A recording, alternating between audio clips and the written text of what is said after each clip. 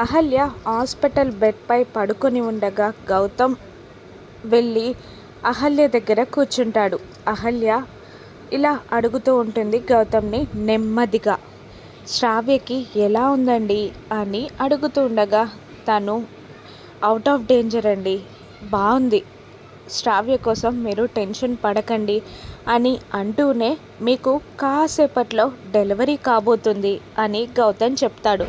అహల్య సైలెంట్గా ఉండిపోతుంది. మీరేమీ టెన్షన్ పడకండి, ఇక్కడ నేనున్నాను, ఆకాష్ ఉన్నాడు, వేరే లేడీ డాక్టర్ ఉన్నారు, అంతేకాకుండా సీనియర్ గైనకాలజిస్ట్ని కూడా పిలిపిస్తున్నానండి, మీరు అస్సలు టెన్షన్ పడొద్దు, సేఫ్ డెలివరీ జరుగుతుంది అని గౌతమ్ అహల్యకి ధైర్యం చెప్తూ ఉంటాడు. మరోవైపు ఆ అహల్య ఎలా ఉందో, దాని కడుపులోని నా మునిమనువడు ఎలా ఉన్నాడో అని భానుమతి టెన్షన్ పడుతూ ఉంటుంది. పదండి వెళ్ళి ఆ అహల్యని చూద్దాం అని భానుమతి అంటూ అందరినీ అహల్య రూమ్లోకి తీసుకెళ్ళబోతూ ఉండగా అదిగో అన్నయ్య వస్తున్నాడు అని అప్పుడే అటువైపుగా వస్తున్న గౌతమ్ని చూపిస్తుంది శ్రావ్య.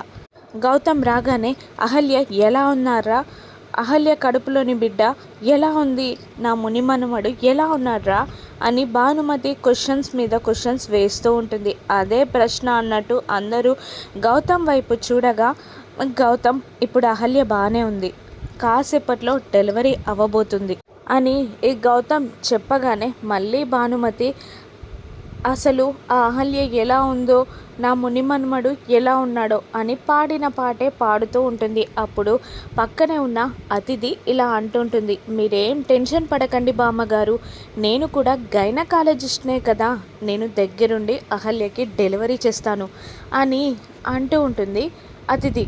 అతిథి ఆ మాట అనగానే గౌతమ్ నువ్వు డెలివరీ చేయడానికి నేను ఒప్పుకోను అనడంతో యామిని అతిథి షాక్ అవుతారు.